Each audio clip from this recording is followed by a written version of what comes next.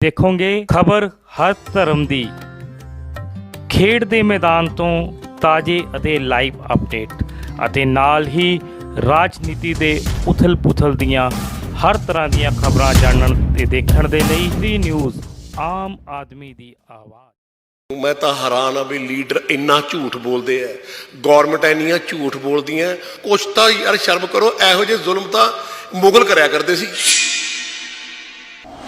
हंसराज हंस का तो यह हाल है, इनू ये नहीं पता कि भी 65 की लड़ाई कद हुई सी, 71 की लड़ाई कद हुई सी। सुनो इसकी स्पीच पार्लीमेंट में है भी तू अपना बाजा लैके गा, तेनू रब ने भाग लाया तो कम से कम तू अपने पंजाब की गल तो कर ला। सनी दिओल धर्म भाजी का बेटा, एडे वड्डे इंसान का तू बेटा, साहनेवाल पिंड थोड़ा, डांगो पिंड थोड़ा, तुसी अपने जिमीदार की गल कर, आवाज़ तो उठाओ पार्लीमेंट जी भी आ गलत हो रहा है। तुसी तो आप सारे नाल रले हुए हो।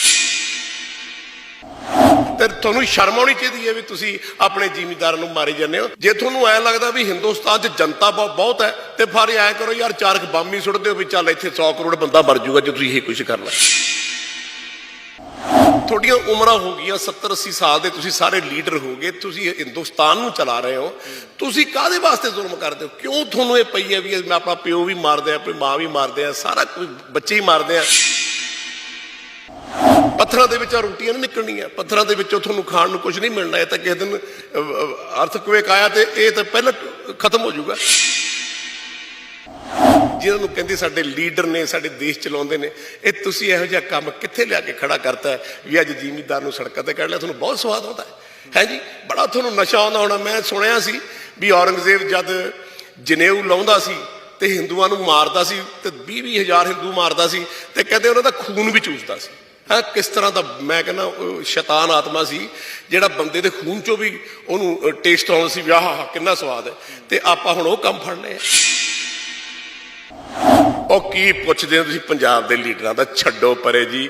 ਜੇ ਅਕਲਮੰਦ ਹੁੰਦੇ ਤਾਂ ਮਾਸਟਰ ਤਾਰਾ ਸਿੰਘ ਨੂੰ ਮਾਊਂਟ ਬੈਟਨ ਨੇ ਕਿਹਾ ਸੀ ਭਾਈ ਮੁਸਲਮਾਨਾਂ ਨੇ ਪਾਕਿਸਤਾਨ ਆਪਣਾ ਅੱਡ ਲੈ ਲਿਆ, ਤੁਸੀਂ ਵੀ ਲੈ ਲਓ, ਹੈ ਵੀ ਤੁਸੀਂ ਵੀ ਆਪਦਾ ਸਿੱਖ ਖਾਲਸਾ ਰਾਜ ਲੈ ਲਓ, ਵੀ ਮੁੜ ਕੇ ਤੁਹਾਡੀ ਫਿਰ ਜੁੱਤੀਆਂ ਖਾਓਗੇ ਇਹਨਾਂ ਤੋਂ।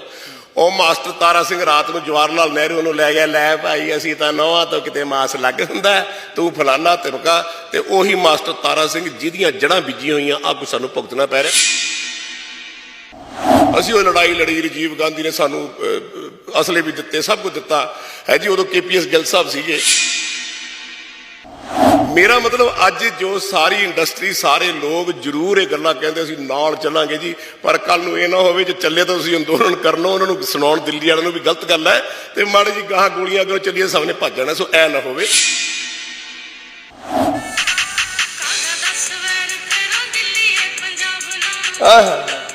ਇਹ ਮੈਂ ਨਹੀਂ ਕਹਿ ਰਿਹਾ, ਇੱਕ ਛੋਟੀ ਬੱਚੀ ਕਹਿ ਰਹੀ। ਪਤਾ ਨਹੀਂ, ਕਈ ਵਾਰੀ ਮਨ ਬੜਾ ਭਰਦਾ। ਤੁਸੀਂ ਬੈਠ ਕੇ ਗੱਲ ਕਰੋ ਕ੍ਰਾਸ ਦ ਟੇਬਲ। ਕੋਈ ਨਾ ਕੋਈ ਲੀਡਰ ਹੋਣਾ ਚਾਹੀਦਾ। ਮੈਂ ਸਮਝਦਾ ਨਵਜੋਤ ਸਿੰਘ ਸਿੱਧੂ ਇੱਕ ਬਹੁਤ ਸੂਝਵਾਨ ਇਨਸਾਨ ਹੈ। ਇਹੋ ਜਿਹੇ ਬੰਦਿਆਂ ਨੂੰ ਜਾ ਕੇ ਗੱਲ ਕਰਨੀ ਚਾਹੀਦੀ ਹੈ, ਗਾਹਾਂ ਹੋ ਕੇ ਵੀ ਆਪਾਂ ਬੈਠ ਕੇ ਅਜੇ ਵੀ ਗੱਲ ਕਰ ਲਓ। ਅੱਜ ਸਾਡੇ ਨਾਲ ਅਜਿਹੀ ਸ਼ਖਸੀਅਤ ਮੌਜੂਦ ਹੈ ਜੋ ਕਿ ਸ਼ਹੀਦ ਬਾਬਾ ਦੀਪ ਸਿੰਘ ਜੀ ਨੂੰ ਆਪਣਾ ਆਦਰਸ਼ ਮੰਨਦੀ ਹੈ। ਬਾਬਾ ਦੀਪ ਸਿੰਘ ਜੀ ਜਿਨ੍ਹਾਂ ਨੇ ਜ਼ੁਲਮ ਤੇ ਜ਼ਾਲਮਾਂ ਖਿਲਾਫ ਖੰਡਾ ਖੜਕਾਇਆ ਤੇ ਸੱਚ ਦੇ ਪਾਂਦੀ ਬਣੇ। ਮੇਰੀ ਮੁਰਾਦ ਮਸ਼ਹੂਰ ਅਦਾਕਾਰ ਯੋਗਰਾਜ ਸਿੰਘ ਜੀ। ਸਰ ਸਤਿ ਸ਼੍ਰੀ ਅਕਾਲ, ਸਵਾਗਤ ਤੁਹਾਡਾ। ਯੋਗਰਾਜ ਸਿੰਘ ਸੁਪੁੱਤਰ ਸ਼ਹੀਦ ਬਾਬਾ ਦੀਪ ਸਿੰਘ ਜੀ ਦੀ ਫਤਿਹ ਸਾਰੇ ਕਬੂਲ ਕਰਿਓ। ਵਾਹਿਗੁਰੂ ਜੀ ਕਾ ਖਾਲਸਾ, ਵਾਹਿਗੁਰੂ ਜੀ ਕੀ ਫਤਿਹ। ਪੁੱਤਰ ਜੀ, ਮੈਂ ਤੇ ਬਾਬਾ ਦੀਪ ਸਿੰਘ ਜੀ ਦੀ ਜੁੱਤੀ ਦੀ ਮਿੱਟੀ ਵੀ ਨਹੀਂ, ਤੇ ਮੈਂ ਤਾਂ ਗੁਰੂ ਘਰ ਦਾ ਕੁੱਕਰ ਹਾਂ, ਪਟਾ ਪਾਇਆ ਹੋਇਆ। ਦੇਖੀ ਜਾਣਾ ਵੀ ਮਾਲਕ ਕਦੇ ਮੈਨੂੰ ਵੀ ਚਾਰ ਡੁੱਕ ਪਾਊਗਾ। ਤੁਸੀਂ ਇਹ ਗੱਲ ਕਹਿ ਕੇ ਮੈਨੂੰ ਬਹੁਤ ਮਾਣ ਦਿੱਤਾ ਹੈ ਵੀ ਮੈਂ ਉਹਨਾਂ ਦਾ ਪੁੱਤਰ ਹਾਂ, ਤੇ ਬਹੁਤ ਬਹੁਤ ਧੰਨਵਾਦ ਤੁਹਾਡਾ ਜੀ। ਅੱਛਾ ਯੋਗਰਾਜ ਜੀ, ਗੱਲ ਜਿਵੇਂ ਬਾਬਾ ਦੀਪ ਸਿੰਘ ਜੀ ਦਾ ਇਤਿਹਾਸ ਬੜਾ ਸ਼ਾਨਾ ਮੱਤਾ ਹੈ, ਮਾਣ ਮੱਤਾ ਹੈ। ਉਹਨਾਂ ਨੇ ਖੰਡਾ ਖੜਕਾਇਆ ਜ਼ੁਲਮ ਦੇ ਖਿਲਾਫ। ਅੱਜ ਕੱਲ੍ਹ ਪੰਜਾਬ ਦੀ ਕਰੀਏ, ਕਿਸਾਨਾਂ ਦੀ ਕਰੀਏ, ਸੰਘਰਸ਼ ਦੇ ਉੱਤੇ ਉਤਰੇ ਹੋਏ ਨੇ। ਲਗਭਗ ਸਾਰਾ ਪੰਜਾਬ ਸੜਕਾਂ ਦੇ ਉੱਤੇ ਹੈ ਸਰਕਾਰਾਂ ਦੇ ਖਿਲਾਫ। ਜੋ ਨੀਤੀਆਂ ਨਵੀਆਂ ਘੜੀਆਂ ਗਈਆਂ ਨੇ, ਨਵੇਂ ਕਾਨੂੰਨ ਜਿਹੜੇ ਆ ਰਹੇ ਨੇ, ਖੇਤੀ ਆਰਡੀਨੈਂਸ, ਕਿਵੇਂ ਦੇਖਦੇ ਹੋ ਸਾਰੇ ਮਾਹੌਲ ਨੂੰ? ਕਿਉਂਕਿ ਲਹਿਰਾਂ ਤੁਸੀਂ ਬਹੁਤ ਦੇਖੀਆਂ ਨੇ ਪੰਜਾਬ ਦੀਆਂ। ਮੈਨੂੰ ਜੀ ਦੁੱਖ ਇਸ ਗੱਲ ਦਾ ਹੈ ਕਿ ਦੇਸ਼ ਜਿਹੜਾ ਮੁਗਲਾਂ ਦੇ ਅਧੀਨ ਗੁਲਾਮ ਰਿਹਾ, ਅੰਗਰੇਜ਼ਾਂ ਦੇ ਅਧੀਨ ਗੁਲਾਮ ਰਿਹਾ, ਇੰਨੇ ਇੱਥੇ ਜ਼ੁਲਮ ਹੋਏ, ਇੰਨਾ ਕੁਛ ਹੋਇਆ, ਗੁਰੂਆਂ ਨੂੰ ਜਨਮ ਲੈਣਾ ਪਿਆ, ਫਿਰ ਜਾ ਕੇ ਦੇਸ਼ ਆਜ਼ਾਦ ਹੋਇਆ। ਔਰ ਉਹ ਵੱਡ ਵਡੇਰੇ ਉਹ ਸਾਡੇ ਜਿਨ੍ਹਾਂ ਦੀਆਂ ਕੀਤੀਆਂ ਸਾਰੀਆਂ ਆਪਾਂ ਮਿੱਟੀ 'ਚ ਪਾਈ ਜਾਂਦੇ ਹਾਂ। 75 ਸਾਲ ਹੋ ਗਏ ਹਿੰਦੁਸਤਾਨ ਨੂੰ ਆਜ਼ਾਦ ਹੋਏ ਨੂੰ। ਮੈਂ ਤਾਂ ਹੈਰਾਨ ਆ ਵੀ ਲੀਡਰ ਇੰਨਾ ਝੂਠ ਬੋਲਦੇ ਆ, ਗੌਰਮੈਂਟ ਇੰਨੀਆਂ ਝੂਠ ਬੋਲਦੀਆਂ। ਉਹ ਕੁਛ ਤਾਂ ਰੱਬ ਤੋਂ ਡਰੋ, ਗਾਹਾਂ ਜਾ ਕੇ ਮਰ ਕੇ ਉਹ ਸ਼ਕਲ ਵੀ ਦਿਖਾਉਣੀ ਹੈ, ਮੂੰਹ ਵੀ ਦਿਖਾਉਣਾ ਹੈ। ਤੇ ਮੈਂ ਕਹਿੰਦਾ ਵੀ ਤੁਸੀਂ ਤਾਂ ਇੱਕ ਸੋਚ ਮਾੜੀ ਸੋਚ ਲਓ ਤਾਂ ਉਹ ਕਦੇ ਜ਼ਿੰਦਗੀ ਦੇ ਵਿੱਚ ਰੱਬ ਮਾਫ ਨਹੀਂ ਕਰਦਾ।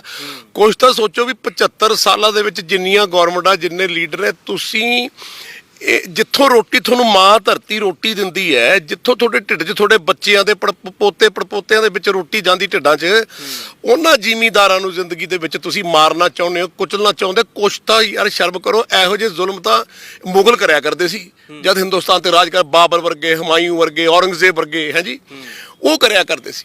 ਤੇ ਇੰਨਾ ਕੁਛ ਆਪਣੇ ਵੱਡ ਵਡੇਰਿਆਂ ਨੇ, ਗੁਰੂਆਂ ਨੇ, ਰੱਬ ਨੇ ਇੱਥੇ ਬੰਦੇ ਭੇਜ ਭੇਜ ਕੇ ਤੁਹਾਨੂੰ ਆਜ਼ਾਦੀ ਦਿੱਤੀ। ਤੇ ਅੱਜ ਤੁਸੀਂ ਆਪਦੇ ਬੰਦਿਆਂ ਨੂੰ, ਜਿਹੜੇ ਤੁਹਾਨੂੰ ਜ਼ਿਮੀਂਦਾਰ ਨੂੰ ਸਿਰ ਤੇ ਬਿਠਾਉਣਾ ਚਾਹੀਦਾ, ਆਪਣੀ ਗੋਦੀ 'ਚ ਬਿਠਾਉਣਾ ਚਾਹੀਦਾ, ਉਹਨਾਂ ਦੀ ਤੁਹਾਨੂੰ ਜ਼ਿੰਦਗੀ ਦੇ ਵਿੱਚ ਪੂਜਾ ਕਰਨੀ ਚਾਹੀਦੀ ਹੈ ਵੀ ਤੁਹਾਨੂੰ ਰੋਟੀ ਦਿੰਦੇ ਨੇ। ਕਿਤੇ ਕੋਈ ਮੈਨੂੰ ਆ ਜਿਹੜੇ 에ਅਰ ਕੰਡੀਸ਼ਨਰ ਵੱਡੀ ਵੱਡੀ ਗੱਡੀਆਂ 'ਚ ਬੈਠੇ ਨੇ, ਕਿਤੇ ਮੈਨੂੰ ਇੱਕ ਸਿਆੜ ਤਾਂ ਵਾਹ ਕੇ ਦਿਖਾਓ, ਉੱਥੇ ਕਣਕ ਦਾ ਮੜ ਜੀ ਬੀਜ ਕੇ ਦਿਖਾਓ, ਤੁਹਾਨੂੰ ਪਤਾ ਲੱਗੇ। ਤੇ ਤੁਹਾਨੂੰ ਸ਼ਰਮ ਆਉਣੀ ਚਾਹੀਦੀ ਹੈ ਵੀ ਤੁਸੀਂ ਆਪਣੇ ਜ਼ਿਮੀਂਦਾਰਾਂ ਨੂੰ ਮਾਰੀ ਜਾਂਦੇ ਹੋ। ਉਹ ਕਿੱਥੇ ਦੇਣਾ ਦਿਓਗੇ? ਮੈਂ ਤਾਂ ਇਹ ਸੋਚਦਾ ਕਈ ਵਾਰੀ, ਆਪੇ ਬੀਜ ਆਪੇ ਹੀ ਖਾ, ਨਾਨਕ ਹੁਕਮੀ ਆਵੇ ਜਾ। ਇਹ ਰੱਬਾ ਇਹਨਾਂ ਨੂੰ ਕਿੱਥੇ ਕਿੱਥੇ ਮਾਫ ਕਰੇਗਾ ਜਿਹੜੇ ਜ਼ਿਮੀਂਦਾਰਾਂ ਨਾਲ ਆਹ ਹਰ ਕਰ ਰਿਹਾ ਹੈ। ਤੁਸੀਂ ਖੁਦ ਜ਼ਿਮੀਂਦਾਰ ਬੈਕਗ੍ਰਾਉਂਡ ਤੋਂ, ਆਪ ਵੀ ਤੁਸੀਂ ਖੇਤੀ ਕਰਦੇ ਰਹੇ ਹੋ, ਤੁਸੀਂ ਦੱਸਿਆ ਹੈ। ਦਰਦ ਤਾਂ ਸਮਝ ਰਹੇ ਹੋਵੋਗੇ, ਕਿਉਂਕਿ ਕਿਸਾਨ ਲੰਮੇ ਸਮੇਂ ਤੋਂ ਕਦੀ ਕਿਸੇ ਚੀਜ਼ ਲਈ ਸੰਘਰਸ਼ ਕਰ ਰਿਹਾ ਹੈ, ਕਦੀ ਕਿਸੇ ਚੀਜ਼ ਲਈ, ਹੁਣ MSP ਦੇ ਲਈ, ਨਵੇਂ ਕਾਨੂੰਨਾਂ ਖਿਲਾਫ। ਮੈਂ ਕਹਿੰਦਾ ਜੀ, ਦਰਦ ਦਾ ਅਹਿਸਾਸ ਕੋਈ ਕਰੇ ਤਾਂ ਦਰਦ ਨੂੰ ਸੁਣਾਈਏ। ਮੇਰੇ 9 ਪੁਸ਼ਤਾਂ ਹੋ ਗਈਆਂ, ਮੈਂ ਬਾਬਾ ਆਪਣੇ ਵੱਡੇ ਵੱਡ ਵਡੇਰਿਆਂ ਤੋਂ ਚੱਲਦੇ ਆ ਰਹੇ ਅਸੀਂ, ਹਾਂ ਜੀ। ਤੇ ਬਾਬਾ ਜੋਗਾ ਸਿੰਘ ਜੀ ਜਿਹੜੇ 10ਵੇਂ ਪਾਤਸ਼ਾਹ ਕੋਲੋਂ ਅੰਮ੍ਰਿਤ ਛਕਿਆ। ਅਸੀਂ ਸਾਰੇ ਜ਼ਿਮੀਂਦਾਰ, ਦੇਖੋ ਗੱਲ ਇਹ ਵੀ ਆਪਾਂ ਜੱਟ ਕਹਿ ਦਿੰਦੇ ਹਾਂ। ਜੱਟ ਦਾ ਮਤਲਬ ਹੈ ਵੀ ਅੱਜ ਤੋਂ 100 ਸਾਲ ਪਹਿਲਾਂ, 150 ਸਾਲ ਪਹਿਲਾਂ, ਜਾਂ 70-80 ਸਾਲ ਪਹਿਲਾਂ ਵੀ ਜ਼ਿਮੀਂਦਾਰ ਹੀ ਸੀ। ਜਿਹੜਾ ਹਲ ਵਾਹੁੰਦਾ ਹੈ, ਮਿੱਟੀ 'ਚੋਂ ਅਨਾਜ ਜਿਹੜਾ ਕੰਮ ਕਰਦਾ ਹੈ, ਖੇਤੀ, ਉਹਨੂੰ ਆਪਾਂ ਜੱਟ ਕਹਿੰਦੇ। ਜੱਟ ਮੀਨਸ ਜ਼ਿਮੀਂਦਾਰ। ਤੇ ਇਹਦਾ ਦਰਦ ਜਿਹੜਾ ਹੈ ਤੇ ਉਹੀ ਮਹਿਸੂਸ ਕਰ ਸਕਦਾ ਜਿਹੜਾ ਇਨਸਾਨ ਹੈ। ਜਿਹੜੇ ਵੱਡੇ ਵੱਡੇ ਕੰਕਰੀਟ ਦੇ ਘਰਾਂ 'ਚ ਬੈਠੇ ਆ, 에ਅਰ ਕੰਡੀਸ਼ਨਾਂ ਦੇ ਵਿੱਚ ਬੈਠੇ ਆ, ਜਿੱਥੇ ਇੰਨਾ ਕੁਝ ਜ਼ਿੰਦਗੀ 'ਚ ਹੋ ਰਿਹਾ ਹੈ, ਇੰਨੀ ਤਕਲੀਫ ਤੁਸੀਂ ਜ਼ਿਮੀਂਦਾਰਾਂ ਨੂੰ ਦੇ ਰਹੇ ਹੋ। ਮੈਂ ਕਹਿੰਦਾ ਤੁਸੀਂ ਮਾੜਾ ਜਿਹਾ ਅੱਖ ਬੰਦ ਕਰਕੇ ਸੋਚੋ ਤਾਂ ਸਹੀ ਵੀ ਅਸੀਂ ਕਰ ਕੀ ਰਹੇ ਹਾਂ, ਫਿਰ ਕਾਹਦੇ ਵਾਸਤੇ ਕਰ ਰਹੇ ਹਾਂ, ਤੁਹਾਨੂੰ ਕਿਹੜੀ ਚੀਜ਼ ਦਾ ਘੱਟ ਹੈ। ਜੇ ਤੁਹਾਨੂੰ ਐਂ ਲੱਗਦਾ ਵੀ ਹਿੰਦੁਸਤਾਨ 'ਚ ਜਨਤਾ ਬਹੁਤ ਹੈ, ਤੇ ਫਿਰ ਐਂ ਕਰੋ ਯਾਰ, 4 ਬੰਬ ਹੀ ਸੁੱਟ ਦਿਓ ਵੀ ਚੱਲ ਇੱਥੇ 100 ਕਰੋੜ ਬੰਦਾ ਮਰ ਜਾਊਗਾ ਜੇ ਤੁਸੀਂ ਇਹ ਕੁਝ ਕਰਨਾ।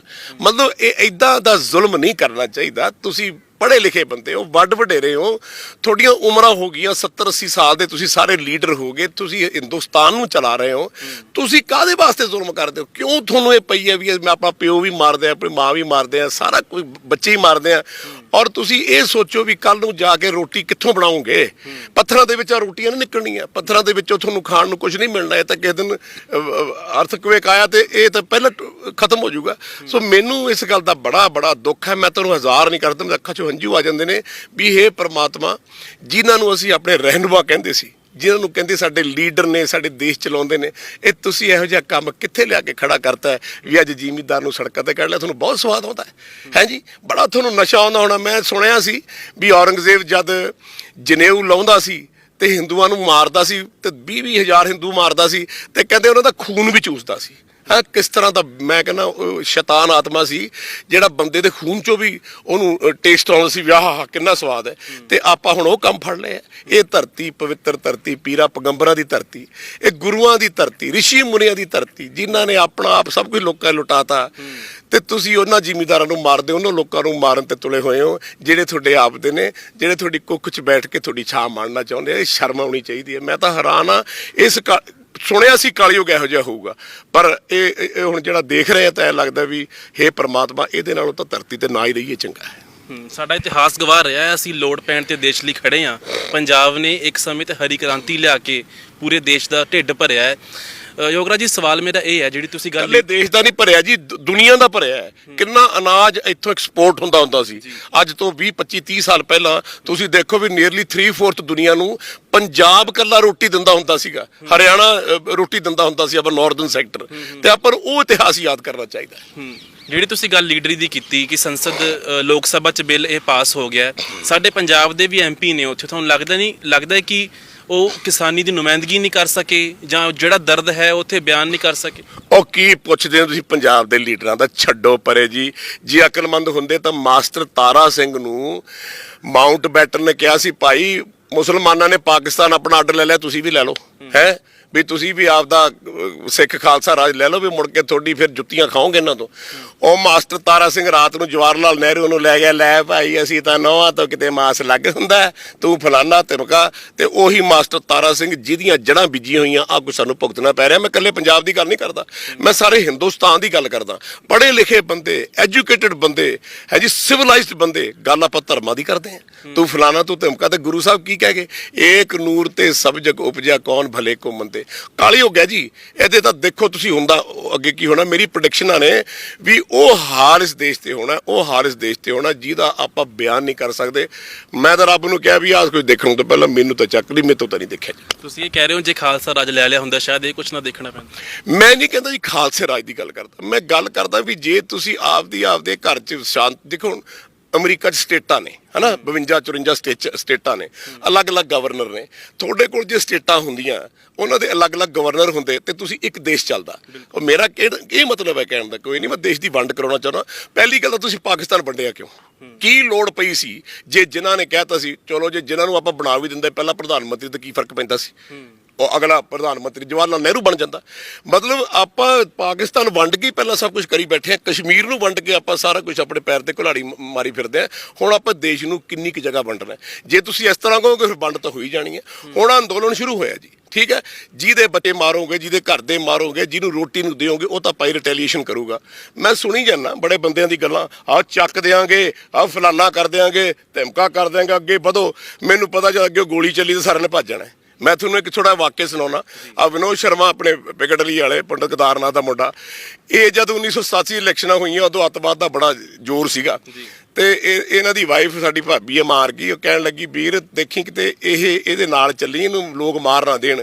ਮੈਂ ਕਿਹਾ ਭਰਜਾਈ ਜੇ ਮੈਂ ਮਰ ਗਿਆ ਤਾਂ ਮੈਨੂੰ ਪਤਾ ਨਹੀਂ, ਪਰ ਜੇ ਇਹ ਮਰ ਗਿਆ, ਮੈਂ ਜਿਉਂਦਾ ਆ ਗਿਆ ਤਾਂ ਮੈਨੂੰ ਕਹਿਦੀ ਮੈਂ ਕਿਸੇ ਜੋਗਾ ਹੀ ਹੈ ਨਹੀਂ। ਅਸੀਂ ਉਹ ਲੜਾਈ ਲੜੀ, ਰਾਜੀਵ ਗਾਂਧੀ ਨੇ ਸਾਨੂੰ ਅਸਲੇ ਵੀ ਦਿੱਤੇ, ਸਭ ਕੁਝ ਦਿੱਤਾ ਹੈ ਜੀ। ਉਦੋਂ KPS ਗਿੱਲ ਸਾਹਿਬ ਸੀਗੇ। ਅਸੀਂ ਉੱਥੇ ਇਲੈਕਸ਼ਨਾਂ ਹਾਰ ਗਏ, ਪਰ ਅਸੀਂ ਹਿੱਕ ਡਾਲ ਕੇ ਅੱਗੇ ਖੜੇ ਜ਼ਰੂਰ ਹੋਏ। ਤੇ ਕਈ ਵਾਰੀ ਉਹਨੇ ਕਹਿੰਦਾ ਯਾਰ ਤੁਸੀਂ ਬਾਹਮਣ ਪੰਡਤ ਮਾਰਿਆ ਨਹੀਂ। ਉਹ ਕਹਿੰਦੇ ਜੀ ਉਹਦੇ ਕੋਲ ਉਹਦੇ ਨਾਲ ਯੋਗਰਾਜ ਸਿੰਘ ਖੜਾ ਹੁੰਦਾ। ਤੇ ਮੈਨੂੰ ਇਹ ਗੁਰਜੰਟ ਸਿੰਘ ਕਹਿਣ ਲੱਗਾ ਤੈਨੂੰ ਸ਼ਰਮ ਆਉਣੀ ਚਾਹੀਦੀ ਹੈ ਕਿ ਤੂੰ ਸਰਦਾਰ ਹੋ ਕੇ ਸਿੰਘ ਹੋ ਗਏ, ਇੱਕ ਕਹਿੰਦਾ ਹਿੰਦੂ ਦੀ ਰੱਖਿਆ ਕਰਦਾ। ਮੈਂ ਗੱਲ ਸੁਣਾਏ ਤੈਨੂੰ ਕਿਸ ਬੰਦੇ ਨੇ ਕਹਿਤਾ? ਮੈਂ ਕਿਹਾ ਗੁਰੂ ਸਾਹਿਬ ਨੇ ਕਿਹਾ ਬਾਹੀਂ ਜਿਨ੍ਹਾਂ ਕੀ ਪਕੜੀਏ ਸਿਰ ਦੀਜੇ ਬਾਹੀਂ ਨਾ ਛੋੜੀਏ। ਕੋਈ ਹੋਵੇ ਹਿੰਦੂ ਹੋਵੇ, ਮੁਸਲਮਾਨ ਹੋਵੇ, ਸਿੱਖ ਹੋਵੇ, ਜਿਹਦੇ ਨਾਲ ਮੇਰਾ ਪ੍ਰੇਮ ਹੈ, ਮੈਨੂੰ ਤਾਂ ਸਾਰੇ ਦੇਸ਼ ਦੇ ਸਾਰੇ ਮਜ਼ਹਬਾਂ ਨਾਲ ਪ੍ਰੇਮ ਹੈ। ਵੀ ਬਲ ਤੋਂ ਵੱਧ ਕੀ 4 ਗੋਲੀਆਂ ਮਾਰ ਦੋਗੇ, ਕੀ ਫਰਕ ਪੈਂਦਾ, ਫੇਰ ਆ ਜਾਾਂਗੇ। ਮੇਰਾ ਮਤਲਬ ਅੱਜ ਜੋ ਸਾਰੀ ਇੰਡਸਟਰੀ, ਸਾਰੇ ਲੋਕ ਜ਼ਰੂਰ ਇਹ ਗੱਲਾਂ ਕਹਿੰਦੇ ਅਸੀਂ ਨਾਲ ਚੱਲਾਂਗੇ ਜੀ, ਪਰ ਕੱਲ ਨੂੰ ਇਹ ਨਾ ਹੋਵੇ ਜੇ ਚੱਲੇ ਤਾਂ ਤੁਸੀਂ ਅੰਦੋਲਨ ਕਰਨਾ, ਉਹਨਾਂ ਨੂੰ ਸੁਣਾਉਣ ਦਿੱਲੀ ਵਾਲਿਆਂ ਨੂੰ ਵੀ ਗਲਤ ਗੱਲ ਹੈ, ਤੇ ਮਾੜੀ ਜੀ ਗਾਹਾਂ ਗੋਲੀਆਂ ਅੱਗੇ ਚੱਲੀਏ ਸਭ ਨੇ ਭੱਜ ਜਾਣਾ। ਸੋ ਐ ਨਾ ਹੋਵੇ। ਬਟ ਮੈਂ ਫਿਰ ਵੀ ਕਹੂੰਗਾ ਕਿ ਮੈਂ ਨਹੀਂ ਚਾਹੁੰਦਾ ਕਿ ਇਸ ਤਰ੍ਹਾਂ ਕਦੇ ਵੀ ਜ਼ਿੰਦਗੀ 'ਚ ਐਸਾ ਟਾਈਮ ਆਵੇ। ਆਪਾਂ ਸਾਰੇ ਇੱਕ ਘਰ 'ਚ ਰਹਿ ਰਹੇ ਹਾਂ, ਔਰ ਕਿੱਡੀ ਵੱਡੀ ਗੱਲ ਦੁਨੀਆ ਦੇ ਵਿੱਚ ਹੁੰਦੀ ਹੈ ਵੀ ਇੰਨੇ ਮਜ਼ਹਬਾਂ ਦੇ ਲੋਕ, ਇੰਨੇ ਧਰਮਾਂ ਦੇ ਲੋਕ ਇੱਕੋ ਘਰ 'ਚ ਰਹਿ ਰਹੇ ਆ। ਤੇ ਇਹ ਕਿੱਡੀ ਵੱਡੀ ਗੱਲ ਹੈ, ਮੇਰੇ ਲਈ ਤਾਂ ਬਹੁਤ ਮਾਣ ਦੀ ਗੱਲ ਹੈ। ਮੈਂ ਹੁਣ ਮੰਦਿਰ ਵੀ ਜਾਂਦਾ, ਮੈਂ ਮਸਜਿਦ ਵੀ ਜਾਂਦਾ, ਮੈਂ ਗੁਰਦੁਆਰੇ ਰੋਜ਼ ਮੈਂ ਦੀਏ ਬਾਲਦਾ। ਹਰ ਰੋਜ਼ ਮੈਂ ਮੰਦਿਰ 'ਚ ਜਾ ਕੇ ਦੀਵਾ ਬਾਲਦਾ, ਰੋਜ਼ ਜਾ ਕੇ ਮਸਜਿਦ ਦੀਵਾ ਬਾਲਣਾ। ਮੇਰੇ ਲਈ ਸਾਰੇ ਇੱਕੋ। ਆਪਾਂ ਇਸ ਘਰ ਨੂੰ ਕਿਉਂ ਤੋੜਨ ਤੇ ਲੱਗੇ ਹੋਏ ਆ? ਕੀ ਆਪਾਂ ਨੂੰ ਮਿਲੂਗਾ? ਅਲਟੀਮੇਟਲੀ ਰਹਿਣਾ ਇੱਥੇ ਕਿਸੇ ਨੇ ਵੀ ਨਹੀਂ।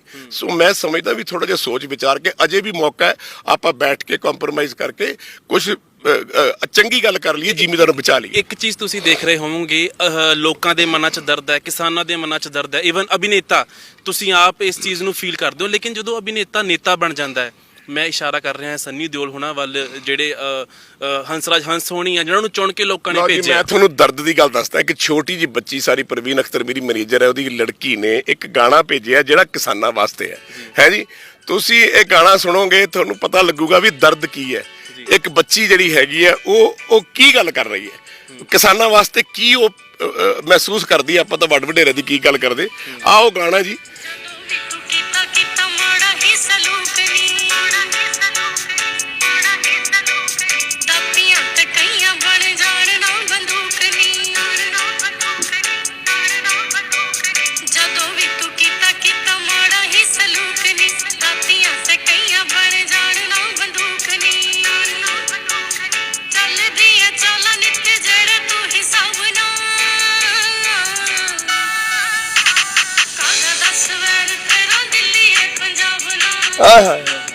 ਇਹ ਮੈਂ ਨਹੀਂ ਕਹਿ ਰਿਹਾ, ਇੱਕ ਛੋਟੀ ਬੱਚੀ ਕਹਿ ਰਹੀ। ਪਤਾ ਨਹੀਂ, ਕਈ ਵਾਰੀ ਮਨ ਬੜਾ ਭਰਦਾ ਬਈ ਕਦੇ ਇੱਕ ਬੱਚਾ ਆਪਣੇ ਬਾਪ ਦੀ ਬੁੱਕਲ 'ਚ ਬਹਿੰਦਾ ਹੈ, ਆਪਣੀ ਮਾਂ ਦੀ ਬੁੱਕਲ 'ਚ ਬਹਿੰਦਾ ਹੈ। ਦਿੱਲੀ 'ਚ ਰਹਿਣ ਵਾਲੇ ਲੋਕ, ਦਿੱਲੀ 'ਚ ਰਹਿਣ ਵਾਲੇ ਸਾਡੇ ਲੀਡਰ, ਰਹਿਨੁਮਾ, ਪਾਰਲੀਮੈਂਟ ਦੇ ਸਾਰੇ ਮੈਂਬਰਾਨ, ਇਹ ਮਾਂ ਪਿਓ ਨੇ ਇਸ ਦੇਸ਼ ਦੇ। ਇਹਨਾਂ ਦੀ ਬੁੱਕਲ 'ਚ ਬਹਿ ਕੇ ਇਹ ਛਾਂ ਜਿਹੜੀ ਛਤਰ ਛਾਇਆ ਹੁੰਦੀ ਹੈ ਵੱਡਿਆਂ ਦੀ, ਉਹ ਮਾਣਨੀ ਹੈ ਕਿ ਉੱਥੇ ਜਾ ਕੇ ਸੇਕ ਮਾਣਨਾ। ਮੈਂ ਇਹ ਪੁੱਛਣਾ ਚਾਹੁੰਦਾ ਸਾਰਿਆਂ ਨੂੰ, ਇੰਨਾ ਮਨ ਮੇਰਾ ਦੁਖੀ ਹੈ, ਮੈਂ ਤੁਹਾਨੂੰ ਦੱਸ ਨਹੀਂ ਸਕਦਾ ਵੀ ਬੱਚੇ ਇਹੋ ਜਿਹੀਆਂ ਗੱਲਾਂ ਕਰਦੇ ਆ। ਕੱਲ ਨੂੰ ਕਿਤੇ ਇਹ ਨਾ ਹੋਵੇ ਬੱਚਿਆਂ ਨੂੰ ਆਪਣੇ ਬਜ਼ੁਰਗਾਂ ਦੇ ਸਿਰਾਂ 'ਚ ਗੋਲੀਆਂ ਮਾਰਨੀਆਂ ਪੈਣ। ਕਿੱਡਾ ਭਿਆਨਕ ਸਮਾਂ ਹੋਊਗਾ। ਤੁਸੀਂ ਮਾਂ ਪਿਓ, ਸਾਰੇ ਲੀਡਰ ਸਾਹਿਬਾਨ, ਤੁਹਾਡੇ ਬੱਚੇ, ਹਿੰਦੁਸਤਾਨ ਦਾ ਹਰ ਜ਼ਿਮੀਂਦਾਰ, ਹਰ ਨਾਗਰਿਕ ਤੁਹਾਡਾ ਬੱਚਾ ਹੈ। ਤੁਸੀਂ ਉਹਨੂੰ ਬੁੱਕਲ 'ਚ ਪਾ ਕੇ ਕਹੋ, ਪੁੱਤ ਦੱਸ ਤੈਨੂੰ ਕੀ ਚਾਹੀਦਾ ਹੈ। ਰਾਜਾ ਉਹ ਹੁੰਦਾ ਹੈ, ਬਾਦਸ਼ਾਹ ਦਰਵੇਸ਼ ਗੁਰੂ ਗੋਬਿੰਦ ਸਿੰਘ ਹੈ। ਉਹ ਗੁਰੂ ਤੋਂ ਕੁਛ ਤਾਂ ਸਿੱਖ ਲਓ। ਤੁਸੀਂ ਐਡੇ ਵੱਡੇ, ਤੁਸੀਂ ਹਿੰਦੁਸਤਾਨ ਦੇ ਬਾਦਸ਼ਾਹ ਹੋ ਕੇ, ਐਡੇ ਵੱਡੇ ਰਹਿਨੁਮਾ ਹੋ ਕੇ, ਇਹ ਤੁਹਾਡੇ ਬੱਚੇ, ਤੁਸੀਂ ਬੱਚਿਆਂ ਨਾਲ ਕਿਹੋ ਜਿਹਾ ਸਲੂਕ ਕਰ ਰਹੇ ਹੋ? ਇਸ ਤਰ੍ਹਾਂ ਨਹੀਂ ਹੋਣਾ ਚਾਹੀਦਾ। ਇਹ ਤਾਂ ਬਹੁਤ ਦੁੱਖ ਵਾਲੀ ਗੱਲ ਹੈ। ਯੋਗਰਾਜ ਜੀ, ਜਿਹੜਾ ਤੁਸੀਂ ਗੀਤ ਸੁਣਾਇਆ ਹੈ, ਤੁਹਾਡਾ ਲੰਮਾ ਤਜਰਬਾ ਰਿਹਾ ਹੈ, ਤੁਹਾਨੂੰ ਕੀ ਲੱਗਦਾ ਕਿ ਆਖਰ ਕਿਉਂ ਦਿੱਲੀ ਦੀ ਪੰਜਾਬ ਨਾਲ ਬਣਦੀ ਨਹੀਂ? ਪਤਾ ਨਹੀਂ ਜੀ, ਮੈਂ ਤਾਂ 75 ਸਾਲਾਂ ਤੋਂ ਜਦੋਂ ਦੇਸ਼ ਆਜ਼ਾਦ ਹੋਇਆ, ਮੈਂ 65 ਸਾਲ ਦਾ ਹੋਇਆ, ਮੈਂ ਤਾਂ 10 ਸਾਲ ਬਾਅਦ ਪੈਦਾ ਹੋਇਆ। ਮੈਂ ਕਦੇ ਆਪਣੇ ਬਜ਼ੁਰਗਾਂ ਨੂੰ ਇਹ ਗੱਲ ਪੁੱਛ ਦਿੰਦਾ ਸੀ, ਮੈਂ ਕਿਹਾ ਜੀ ਇਹ ਆਪਣੇ ਦੇਸ਼ 'ਚ ਕੀ ਹੋ ਰਿਹਾ? ਉਦੋਂ ਵੀ ਇਹੀ ਗੱਲ ਹੁੰਦੀ ਸੀ। ਉਹ ਕਹਿੰਦੇ ਵੀ ਬੜੀ ਮੁਸ਼ਕਿਲਾਂ ਨਾਲ ਆਜ਼ਾਦੀ ਲਈ ਸੀ, ਪਰ ਮੈਂ ਕਿਹਾ ਪੁੱਤ ਤੈਨੂੰ ਇੱਕ ਗੱਲ ਦੱਸ ਦਿੰਦਾ ਬਈ ਇਸ ਆਜ਼ਾਦੀ ਨਾਲੋਂ ਨਾ ਅੰਗਰੇਜ਼ਾਂ ਦਾ ਰਾਜ ਬਹੁਤ ਚੰਗਾ ਸੀ। ਮਤਲਬ ਉਹਨਾਂ ਨੇ ਕਹਿਣਾ ਵੀ ਉਸ ਵੇਲੇ ਆਹ ਕੁਝ ਨਹੀਂ ਸੀ ਹੁੰਦਾ, ਤੇ ਅੱਗੇ ਅੱਗੇ ਜੋ ਕੁਝ ਹੋਣਾ ਸੀ ਉਹਨਾਂ ਨੇ ਮੈਨੂੰ ਦੱਸਿਆ ਵੀ ਆ ਕੇ ਹਿੰਦੁਸਤਾਨ ਦੇ ਵਿੱਚ ਆਹ ਕੁਝ ਹੋਇਆ ਕਰੂਗਾ। ਤੇ ਮੈਂ ਕਹਿੰਦਾ ਸੀ ਐਵੇਂ ਬਜ਼ੁਰਗ ਮਾਰੀ ਜਾਂਦੇ ਆਪਦੀਆਂ, ਪਰ ਉਹਦਾ ਤਜਰਬਾ ਸੀ ਕਿ ਵੀ ਉਹ ਕੀ ਕੁਛ ਅੱਗੇ ਹੋਣਾ ਹੈ। ਤਾਂ ਉਹ ਮੈਨੂੰ ਸੁਣਾਉਂਦੇ ਹੁੰਦੇ ਸੀ ਵੀ ਅੱਗੇ ਜਾ ਕੇ ਆਇਆ ਹੋਣਾ। ਮੈਂ ਇੱਕ ਵਾਰੀ DSP ਭਰਤੀ ਹੋ ਗਿਆ ਚੰਡੀਗੜ੍ਹ ਦੇ ਵਿੱਚ, ਮੈਨੂੰ ਕਹਿੰਦੇ ਤੂੰ ਭਰਤੀ ਨਹੀਂ ਹੋਣਾ। ਮੈਂ ਕਿਹਾ ਜੀ ਤੁਸੀਂ SP ਸੀਗੇ ਪੈਪਸੂ ਪੁਲਿਸ, ਮੇਰਾ ਵੀ ਦਿਲ ਕਰਦਾ, ਮੈਂ ਵੀ ਇੰਡੀਆ ਖੇਡ ਗਿਆ। ਕਹਿੰਦੇ ਨਹੀਂ, ਅਫਸਰਾਂ ਦੀ ਤੇ ਹੁਣ ਕਦਰ ਨਹੀਂ ਹੋਣੀ ਜ਼ਿੰਦਗੀ 'ਚ ਅੱਗੇ ਜਾ ਕੇ। ਅੱਗੇ ਤਾਂ ਪੁਲਿਸ ਵਾਲਾ ਕੋਈ ਜਾਂਦਾ ਸੀ ਪਿੰਡ 'ਚ ਤੇ ਲੋਕੀ ਬਰਸਾਤ ਉਹ ਛਿੜਕਾ ਕਰਦੇ ਸੀ, ਕੁਰਸੀਆਂ ਵਿਛਾਉਂਦੇ ਸੀ। ਕਹਿੰਦੇ ਅੱਗੇ ਜਾ ਕੇ ਕੰਮ ਨਹੀਂ ਹੋਣਾ ਪੁੱਤ, ਮੈਂ ਹੱਥ ਜੋੜ, ਤੂੰ ਛੱਡ ਦਿਓ। ਮੈਂ ਅੱਜ ਮਹਿਸੂਸ ਕਰਦਾ ਵਾਕਈ ਉਹ ਠੀਕ ਕਹਿੰਦੇ ਸੀ। ਸੋ ਮਤਲਬ ਹੁਣ ਉਦੋਂ ਵੀ ਮਾਊਂਟ ਬੈਟਨ ਜਦ ਛੱਡ ਕੇ ਚੱਲਿਆ ਹਿੰਦੁਸਤਾਨ, ਤੇ ਉਦੋਂ ਵੀ ਅੰਗਰੇਜ਼ਾਂ ਨੇ ਗੱਲ ਕਹੀ ਸੀਗੀ ਹੈ ਜੀ, ਤੇ ਵੀ ਇੰਨੀ ਛੇਤੀ ਆਜ਼ਾਦੀ ਨਾ ਦਿਓ, ਤੁਸੀਂ ਅਜੇ ਹੋਰ 50-100 ਸਾਲ ਰਾਜ ਕਰ ਲਓ, ਫਿਰ ਉਸ ਤੋਂ ਬਾਅਦ ਇਹਨਾਂ ਨੂੰ ਦੇਸ਼ ਫੜਾ ਦਿਓ। ਸੋ ਆਈ ਥਿੰਕ ਕਈ ਵਾਰੀ ਬੜਾ ਦੁੱਖ ਹੁੰਦਾ ਹੈ ਇਹ ਸੋਚ ਕੇ ਵੀ ਇਹ ਕਾਹਦੀ ਆਜ਼ਾਦੀ ਹੈ ਜਿੱਥੇ ਆਪਣੇ ਹੀ ਮਾਂ ਪਿਓ, ਆਪਣੇ ਹੀ ਵੱਡ ਵਡੇਰੇ ਆਪਣੇ ਬੱਚਿਆਂ ਦਾ ਕਤਲ ਕਰਨ ਤੇ ਲੱਗੇ ਹੋਏ ਆ। ਇਹ ਆਜ਼ਾਦੀ ਕਾਹਦੀ ਆਜ਼ਾਦੀ ਹੈ ਜੀ? ਸਰ ਲਾਸਟ ਸਵਾਲ ਹੈ, ਜਿਵੇਂ ਤੁਸੀਂ ਖੁਦ ਜਜ਼ਬਾਤੀ ਹੋ ਗਏ, ਇਹ ਦਰਦ ਸਮਝ ਰਹੇ ਹੋ ਕਿਸਾਨਾਂ ਦਾ, ਕਿਉਂਕਿ ਕਿਸਾਨ ਕਦੀ ਖੁਦਕੁਸ਼ੀ ਕਰਦਾ ਅਸੀਂ ਦੇਖਦੇ ਹਾਂ ਅਖਬਾਰਾਂ ਦੇ ਵਿੱਚ, ਕਦੀ ਉਹਦੇ ਤੇ ਕੋਈ ਹੋਰ ਭਾਰ ਪੈ ਜਾਂਦਾ ਹੈ। ਅਭਿਨੇਤਾ ਇਸ ਦਰਦ ਨੂੰ ਮਹਿਸੂਸ ਕਰ ਰਹੇ ਨੇ, ਲੇਕਿਨ ਨੇਤਾ ਇਸ ਦਰਦ ਨੂੰ ਕਿਉਂ ਨਹੀਂ ਮਹਿਸੂਸ ਕਰ ਰਹੇ? ਜਿਵੇਂ ਸਨੀ ਦਿਓਲ ਨੂੰ ਚੁਣ ਕੇ ਭੇਜਿਆ, ਉਹ ਵੀ ਅਭਿਨੇਤਾ ਸੀਗੇ, ਹੰਸਰਾਜ ਹੰਸ ਹੋਣੀ, ਉਹ ਵੀ ਫਨਕਾਰ ਨੇ, ਉਹ ਇਸ ਦਰਦ ਨੂੰ ਕਿਉਂ ਨਹੀਂ ਸਮਝ ਰਹੇ? ਉਹਨਾਂ ਨੂੰ ਸਗੋਂ ਸੰਸਦ 'ਚ ਆਵਾਜ਼ ਚੁੱਕਣੀ ਚਾਹੀਦੀ ਸੀ। ਮੈਂ ਹਮੇਸ਼ਾ ਜ਼ਿੰਦਗੀ 'ਚ ਨਾ ਆਪਣੀ ਔਕਾਤ ਜ਼ਰੂਰ ਮੈਨੂੰ ਪਤਾ ਹੋਣੀ ਚਾਹੀਦੀ ਹੈ। ਮੈਂ ਇੱਕ ਜੱਟ ਜ਼ਿਮੀਂਦਾਰ ਦਾ ਮੁੰਡਾ, ਤੇ ਮੈਂ ਮਿੱਟੀ 'ਚੋਂ ਪੈਦਾ ਹੋਇਆ, ਮੇਰੀ ਔਕਾਤ ਮਿੱਟੀ ਹੈ। ਮੈਂ ਭਾਵੇਂ ਮਹਿਲਾਂ ਚਲੇ ਜਾਵਾਂ, ਭਾਵੇਂ ਪ੍ਰਾਈਮ ਮਿਨਿਸਟਰ ਬਣ ਜਾ, ਭਾਵੇਂ ਜੋ ਮਰਜ਼ੀ ਬਣ ਜਾ, ਮੈਨੂੰ ਆਪਣੀ ਔਕਾਤ ਨਹੀਂ ਭੁੱਲਣੀ ਚਾਹੀਦੀ। ਇਹ ਜਿਹੜੇ ਬੰਦੇ ਤੁਸੀਂ ਨਾਂ ਲਏ, ਮੈਂ ਉਹਨਾਂ ਨੂੰ ਪੁੱਛਣਾ ਚਾਹੁੰਦਾ ਕਿ ਜ਼ਿੰਦਗੀ 'ਚ ਤੁਸੀਂ ਵੀ ਉਹ ਕੱਖਾਂ 'ਚੋਂ ਪੈਦਾ ਹੋ ਕੇ ਤੁਸੀਂ ਮਹਿਲਾਂ ਤੱਕ ਚਲੇ ਗਏ, ਤੁਹਾਨੂੰ ਲਿਜਾਣ ਵਾਲੇ ਕੌਣ ਨੇ? ਜਿਨ੍ਹਾਂ ਨੇ ਤੁਹਾਨੂੰ ਵੋਟਾਂ ਪਾਈਆਂ, ਜ਼ਿਮੀਂਦਾਰ ਨੇ, ਆਮ ਤਬਕਾ, ਗਰੀਬ ਤਬਕਾ ਜਿਹੜਾ, ਉਹਨਾਂ ਨੇ ਤੁਹਾਨੂੰ ਵੋਟਾਂ ਪਾ ਕੇ ਭੇਜਿਆ ਵੀ ਹਾਂ ਇਹ ਕੱਲ ਨੂੰ ਜਾਣਗੇ ਤੇ ਸਾਡੀ ਰਹਿਨੁਮਾਈ ਕਰਨਗੇ, ਤੇ ਤੁਸੀਂ ਉੱਥੇ ਜਾ ਕੇ ਸਾਰਾ ਕੁਝ ਭੁੱਲ ਗਏ। ਹੰਸਰਾਜ ਹੰਸ ਦਾ ਤਾਂ ਇਹ ਹਾਲ ਹੈ, ਇਹਨੂੰ ਇਹ ਨਹੀਂ ਪਤਾ ਕਿ ਵੀ 65 ਦੀ ਲੜਾਈ ਕਦ ਹੋਈ ਸੀ, 71 ਦੀ ਲੜਾਈ ਕਦ ਹੋਈ ਸੀ। ਸੁਣੋ ਇਹਦੀ ਸਪੀਚ ਪਾਰਲੀਮੈਂਟ ਦਾ, ਹੈ ਬਈ ਤੂੰ ਆਪਣਾ ਬਾਜਾ ਲੈ ਕੇ ਗਾ, ਤੈਨੂੰ ਰੱਬ ਨੇ ਭਾਗ ਲਾਇਆ ਤਾਂ ਕਮ ਸੇ ਕਮ ਤੂੰ ਆਪਣੇ ਪੰਜਾਬ ਦੀ ਗੱਲ ਤਾਂ ਕਰ ਲੈ। ਸਨੀ ਦਿਓਲ ਧਰਮ ਭਾਜੀ ਦਾ ਬੇਟਾ, ਐਡੇ ਵੱਡੇ ਇਨਸਾਨ ਦਾ ਤੂੰ ਬੇਟਾ, ਸਾਹਨੇਵਾਲ ਪਿੰਡ ਤੁਹਾਡਾ, ਡਾਂਗੋ ਪਿੰਡ ਤੁਹਾਡਾ, ਤੁਸੀਂ ਆਪਣੇ ਜ਼ਿਮੀਂਦਾਰ ਦੀ ਗੱਲ ਕਰ, ਆਵਾਜ਼ ਤਾਂ ਉਠਾਓ ਪਾਰਲੀਮੈਂਟ 'ਚ ਵੀ ਆਹ ਗਲਤ ਹੋ ਰਿਹਾ। ਤੁਸੀਂ ਤਾਂ ਆਪ ਸਾਰੇ ਨਾਲ ਰਲੇ ਹੋਏ ਹੋ ਸਕਦਾ ਕਈ ਵਾਰੀ ਕੋਈ ਡਿਸੀਜਨ ਜਿਹੜਾ ਹੈ ਗਵਰਨਮੈਂਟ ਦਾ ਉਹ ਅਲੱਗ ਤਰੀਕੇ ਦੀ ਸੋਚ ਹੋਵੇ, ਪਰ ਉਹ ਜੇ ਨਹੀਂ ਠੀਕ ਤਾਂ ਕਮ ਸੇ ਕਮ ਆਪਣੇ ਪਿਓ ਨੂੰ ਇਹ ਤਾਂ ਕਹਿਣਾ ਚਾਹੀਦਾ ਹੈ ਬੱਚੇ ਨੂੰ ਕਿ ਜੀ ਆਹ ਬਾਪੂ ਜੀ ਕੰਮ ਠੀਕ ਨਹੀਂ ਹੈ, ਇਹ ਤੁਸੀਂ ਜਾਤੀਏ ਨਾ ਕਰੋ। ਸੋ ਮੈਂ ਸਮਝਦਾ ਜੀ ਇਹ ਹੁਣ ਜਿਹੜੀ ਗੱਲ ਹੈ ਇਹ ਕਿਤੇ ਵੱਧ ਨਾ ਜਾਵੇ। ਦੇਖੋ ਹੁਣ ਇੱਕ ਜ਼ਿੰਮੇਵਾਰੀ ਰਹਿ ਗਿਆ ਸੀ, ਜੇ ਗੱਲ ਸਪੋਜ਼ ਵੱਧ ਗਈ ਕੱਲ ਨੂੰ ਕੀ ਹੋਊਗਾ? ਤੁਸੀਂ ਕਿੰਨੇ ਕੁ ਮਾਰ ਲਓਗੇ ਜੀ? ਲੱਖ ਬੰਦਾ ਮਾਰ ਲਓਗੇ, 2 ਲੱਖ ਮਾਰ ਲਓਗੇ, 3 ਲੱਖ ਮਾਰ ਲਓਗੇ।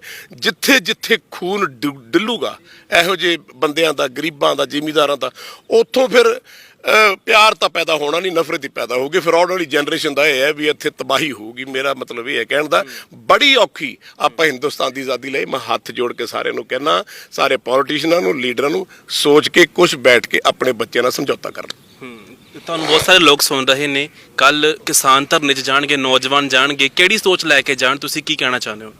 ਦੇਖੋ ਜੀ, ਪਹਿਲੀ ਗੱਲ ਤੇ ਹੈ ਵੀ ਪ੍ਰਾਪਰਟੀ, ਨੈਸ਼ਨਲ ਪ੍ਰਾਪਰਟੀ ਨਹੀਂ ਖਰਾਬ ਕਰਨੀ ਚਾਹੀਦੀ। ਨਾ ਤਾਂ ਤੁਹਾਨੂੰ ਅੱਗਾਂ ਲਾਉਣੀਆਂ ਚਾਹੀਦੀਆਂ, ਨਾ ਤੁਹਾਨੂੰ ਕੋਈ ਚੀਜ਼ ਆਪਣੇ ਦੇਸ਼ ਦੀ ਤੋੜਨੀ ਚਾਹੀਦੀ ਹੈ, ਕਿਉਂਕਿ ਇਹ ਚੀਜ਼ਾਂ ਜਿਹੜੀਆਂ ਹੈਗੀਆਂ ਆਪਣੇ ਸਾਰੀਆਂ ਸਾਂਝੀਆਂ, ਕਿਸੇ ਦੇ ਬਾਪ ਦਾ ਹਿੰਦੁਸਤਾਨ ਨਹੀਂ ਹੈ।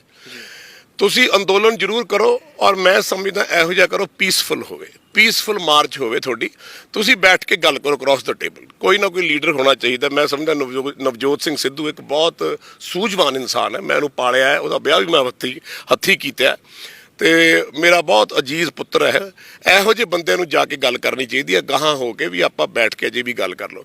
ਪਰ ਤੋੜ ਭੰਨ ਮਾਰ ਕੁੱਟ ਇਹਦੇ ਮੈਂ ਖਿਲਾਫ ਹਾਂ। ਤੇ ਕਿਉਂਕਿ ਜੇ ਆਪਾਂ ਕਿਸੇ ਦਾ ਨੁਕਸਾਨ ਕਰਾਂਗੇ ਤਾਂ ਆਪਣਾ ਨੁਕਸਾਨ ਹੋਊਗਾ। ਜੇ ਆਪਾਂ ਗੱਡੀ ਨੂੰ ਕਿਸੇ ਅੱਗ ਲਾਤੀ, ਉਹ ਵੀ ਆਪਣੀ ਗੱਡੀ ਹੈ, ਬੱਸ ਨੂੰ ਅੱਗ ਲਾਤੀ, ਇਹ ਕੰਮ ਤੇ ਮੈਂ ਬਿਲਕੁਲ ਖਿਲਾਫ ਹਾਂ। ਤੁਸੀਂ ਬੈਠ ਕੇ ਗੱਲ ਕਰੋ। ਤੁਸੀਂ ਧਰਨਾ ਦੇ ਦਿਓ, ਮਰ ਜਾਓ, ਸਭ ਕੁਝ ਹੋ ਜੀ, ਭੁੱਖ ਹੜਤਾਲ ਕੱਟ ਲਓ, ਸਾਰੀ ਦੁਨੀਆ ਤੁਹਾਡੇ ਨਾਲ ਹੋਊਗੀ। ਪਰ ਆਹ ਜਿਹੜੀ ਵੈਂਜੈਂਸ ਵਾਲੀ ਗੱਲ ਹੈ ਵੀ ਆਪਾਂ ਅੱਗਾਂ ਲਾ ਦੇਣੀਆਂ, ਬੰਦੇ ਮਾਰ ਦੇਣੇ, ਇਹ ਮੈਂ ਇਹਦੇ ਬਹੁਤ ਖਿਲਾਫ ਹੈ, ਕਿਉਂਕਿ ਇਹ ਰੱਬ ਨੂੰ ਭਾਉਂਦੀ ਨਹੀਂ ਗੱਲ। ਬਹੁਤ ਬਹੁਤ ਧੰਨਵਾਦ ਤੁਸੀਂ। ਮੈਂ ਬਹੁਤ ਜੀ, ਵਾਹਿਗੁਰੂ ਜੀ ਕਾ ਖਾਲਸਾ, ਵਾਹਿਗੁਰੂ ਜੀ ਕੀ ਫਤਿਹ ਜੀ। ਸੋ ਹੋਰ ਅਪਡੇਟਸ ਦੇ ਲਈ ਤੁਸੀਂ ਜੁੜੇ ਰਹੋ ਅੱਖਰ ਦੇ ਨਾਲ। 3 ਨਿਊਜ਼, ਆਮ ਆਦਮੀ ਦੀ ਆਵਾਜ਼। ਤੁਸੀਂ ਦੇਖੋਗੇ ਖਬਰ ਹਰ ਧਰਮ ਦੀ, ਖੇਡ ਦੇ ਮੈਦਾਨ ਤੋਂ ਤਾਜ਼ੇ ਅਤੇ ਲਾਈਵ ਅਪਡੇਟ, ਅਤੇ ਨਾਲ ਹੀ ਰਾਜਨੀਤੀ ਦੇ ਉਥਲ-ਪੁਥਲ ਦੀਆਂ ਹਰ ਤਰ੍ਹਾਂ ਦੀਆਂ ਖਬਰਾਂ ਜਾਣਨ ਤੇ ਦੇਖਣ ਦੇ ਲਈ 3 ਨਿਊਜ਼, ਆਮ ਆਦਮੀ ਦੀ ਆਵਾਜ਼। 3 ਨਿਊਜ਼, ਆਮ ਆਦਮੀ ਦੀ ਆਵਾਜ਼। ਤੁਸੀਂ ਦੇਖੋਗੇ ਖਬਰ ਹਰ ਧਰਮ ਦੀ, ਖੇਡ ਦੇ ਮੈਦਾਨ ਤੋਂ ਤਾਜ਼ੇ ਅਤੇ ਲਾਈਵ ਅਪਡੇਟ, ਅਤੇ ਨਾਲ ਹੀ ਰਾਜਨੀਤੀ ਦੇ ਉਥਲ-ਪੁਥਲ ਦੀਆਂ ਹਰ ਤਰ੍ਹਾਂ ਦੀਆਂ ਖਬਰਾਂ ਜਾਣਨ ਤੇ ਦੇਖਣ ਦੇ ਲਈ 3 ਨਿਊਜ਼, ਆਮ ਆਦਮੀ ਦੀ ਆਵਾਜ਼।